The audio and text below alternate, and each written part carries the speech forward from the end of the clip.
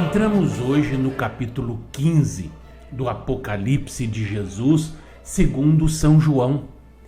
Este capítulo introduz as 7 famosas últimas pragas, manifestação da não misturada ira de Deus, isto é, a plenitude da sua medida para a última geração dos ímpios deste mundo. Nessa altura, a obra da graça terminou para todo sempre.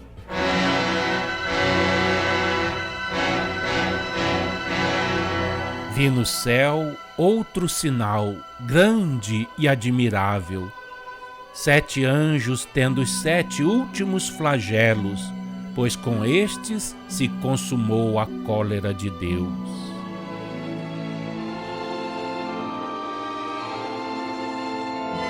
Vi como que um mar de vidro, mesclado de fogo, e os vencedores da besta e da sua imagem e do número do seu nome, que se achavam em pé no mar de vidro, tendo harpas de Deus.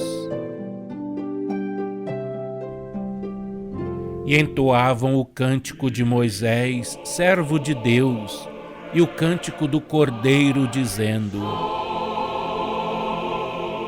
Grandes e admiráveis são as tuas obras, ó Senhor Deus Todo-Poderoso. Justos e verdadeiros são os teus caminhos, ó Rei das Nações.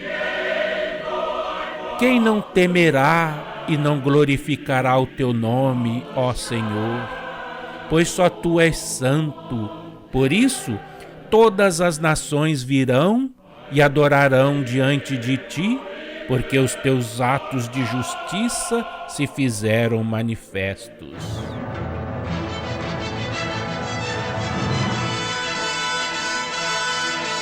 Todo este capítulo e o próximo, o 16, formam a 5ª seção do livro.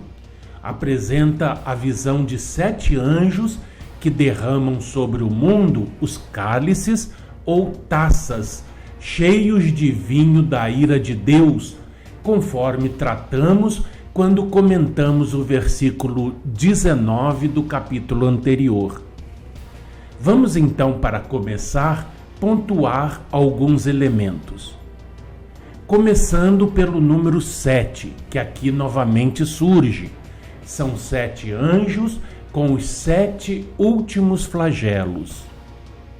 No versículo 2, o profeta vê como que um mar de vidro. Esse mar de vidro, que depois falaremos mais a respeito dele, já apareceu no capítulo 4, versículo 6, onde se diz que ele está diante do trono de Deus. Agora, João informa que este trono, bem como o mar de vidro, estão no céu. Neste mesmo versículo, há também a referência ao número da besta. É o número citado no versículo 18 do capítulo 13. Neste mar de vidro estão reunidos os vencedores da besta, tendo harpas de Deus, numa representação semelhante ao que encontramos quando passamos pelo capítulo 14, também no versículo 2, pois lá está escrito: Ouvi uma voz do céu, como voz de muitas águas, como voz de um grande trovão. Também a voz que ouvi era como de arpistas, quando tangem as suas harpas. E estes entoavam o cântico de Moisés, conforme já vimos, quando o lemos de acordo com a escritura do Êxodo, no capítulo 15, versículos 1 a 18. E relembrando esse cântico, Moisés o entoou em louvor ao Senhor pela vitória alcançada sobre o exército do faraó, que o perseguia pelo deserto e foi completamente eliminado na passagem do Mar Vermelho. É, pois, um cântico de vitória. No versículo 17 do capítulo 15 do livro Êxodo, Moisés exclama, referindo-se ao povo: Tu os introduzirás e os plantarás no monte da tua herança, no lugar que aparelhaste, ó Senhor, para a tua habitação, no santuário, ó Senhor, que as tuas mãos estabeleceram. E no versículo 18: O Senhor reinará por todo sempre. Este monte, como se vê no capítulo 14 do Apocalipse, é o Monte Sião, o santo monte de onde o Senhor responde àquele que o clama. Basta ver o livro dos Salmos, capítulo 3, versículo 4, e também o capítulo 24, versículo 3. Era o Monte Alto de Israel, conforme o livro do profeta Ezequiel, no capítulo 17, versículo 23. Antes era chamado de Moriá, e onde foi construído o templo, conforme o segundo livro de Crônicas, capítulo 3, versículo 1. Também é como é conhecida a cidade de Jerusalém, segundo livro de Reis, capítulo 19, versículo 21, ou a terra de Israel.